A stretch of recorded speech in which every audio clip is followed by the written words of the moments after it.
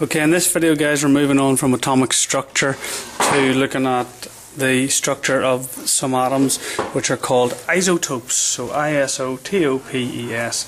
Now, what is the difference between a normal atom and an isotope? Well, not very much. They have exactly the same atomic number, but they have different mass numbers. So in other words, if we took an example of one would be carbon. So carbon has, if you look in your periodic table, a mass number of 12, atomic number of 6. You can also have a carbon atom with a mass number of 14 and an atomic number of 6. So very often the examiner will talk about carbon 12 or carbon 14. The reason being that if it's carbon, it must have the atomic number of 6. So sometimes they're often given to you without the atomic number and you've got to go to the periodic table and find it. Often they can be written as carbon 12, carbon 14. Okay, now they have same atomic number, different mass number.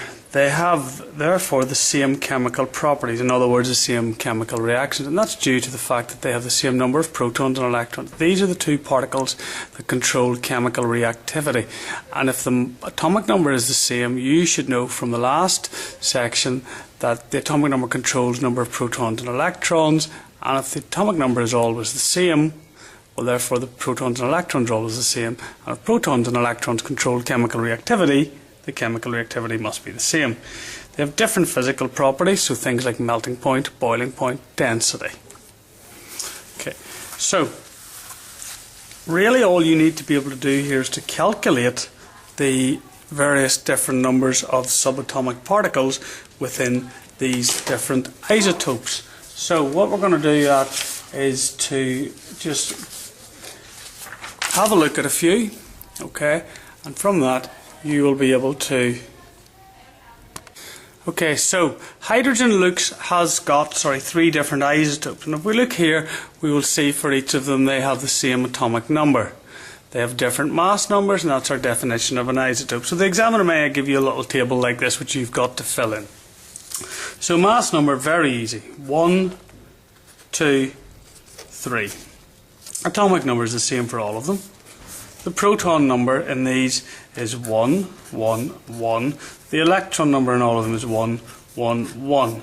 So as you would expect, protons and electrons are the same for all the isotopes. The neutron number then, by definition of an isotope, is the thing that changes.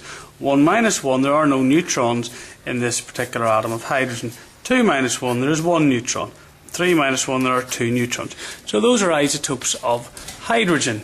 We'll take another one. Okay, and again, please pause the video and have a go at these guys. Make sure that you can work them out. So we'll take carbon isotope.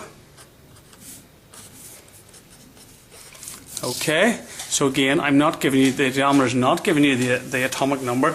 You go to the periodic table, and if it's carbon, the atomic number is in the periodic table.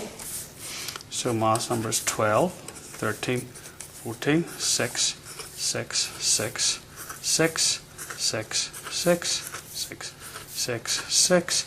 Neutron number 6. 12 minus 6 is 6. 13 minus 6. And 14 minus 6. Simple as that. Okay? So we'll take one last one then from the periodic table. So we'll take fluorine. Again, make sure you're pausing the video and doing these and coming back. Okay, so mass number 17, 19, 21. Atomic number, go to the periodic table and find it. That tells me number of protons. Okay. And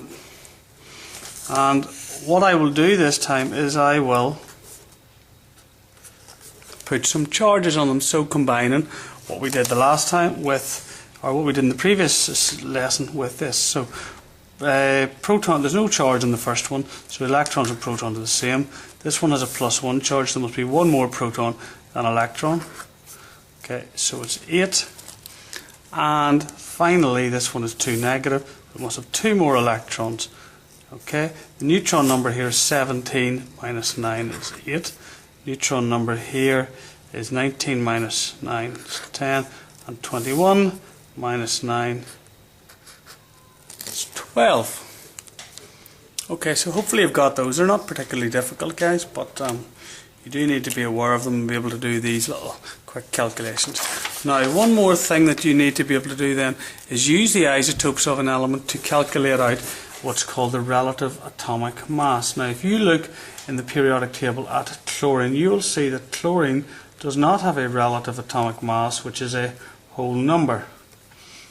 Okay, it has a relative atomic mass of 35.5. Okay, now that does not mean that chlorine, if we look at protons, neutrons and electrons, so 17, 17, that does not mean that this is 18.5 neutrons. That is not possible, but is a common exam question that our exam answer that people give, and it is incorrect. This means that there are different isotopes of chlorine. There are in fact two isotopes of chlorine. One is 37 and one is 35. Now, you might say, well, let's just give it an average of that, which would be 36. So why is 36 chlorine not the value that is given in the periodic table?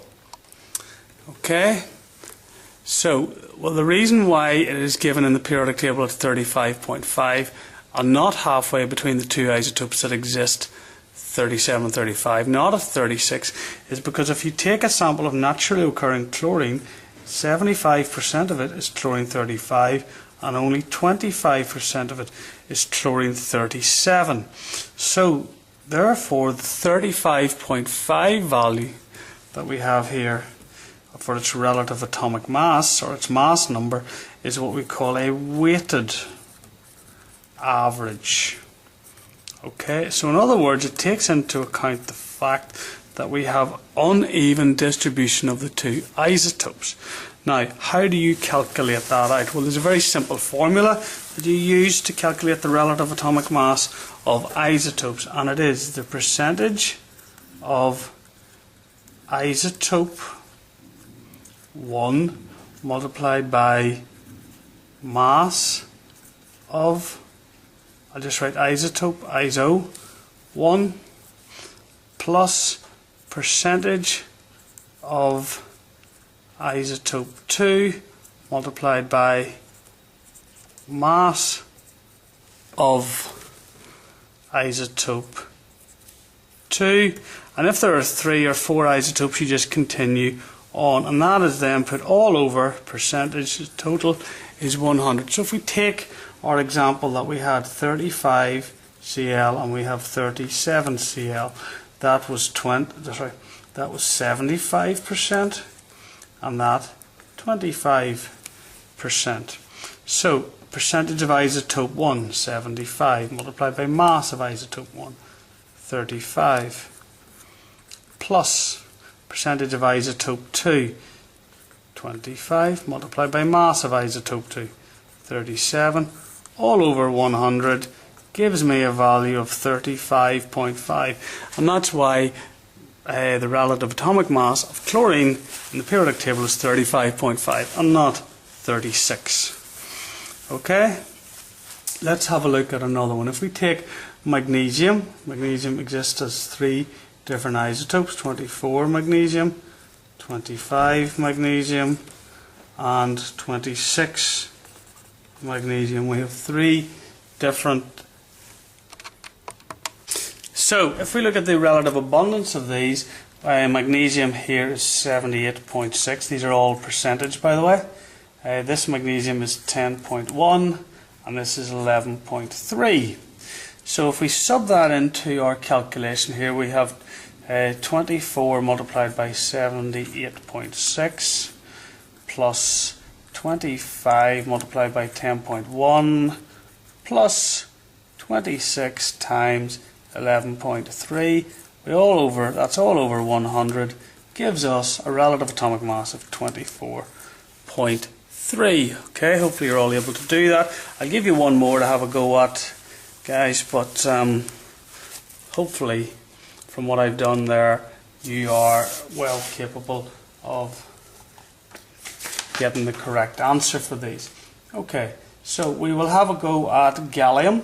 Okay, and gallium is 2 isotopes of 69 Ga, which is 60.2%, and we have gallium of 71 gallium, which is 39.8%. Okay, so again, if you just pause the video there, guys, have a go at that, and please just come back and check it, and I will have the answer for you here.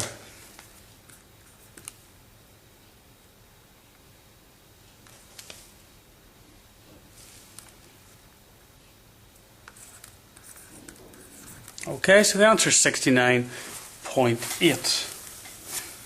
Alright, so we'll do one last one. We'll do silicon, which has got 3 isotopes of 28, 29 silicon and 30 silicon. Their percentage abundance are in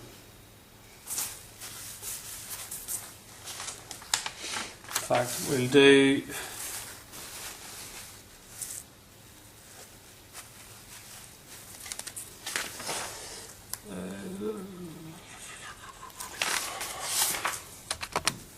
okay, so we'll do one more, guys. We have bromine, which is 79 and 81, both of which are 50%. So again, if you pause the video and have a go at it.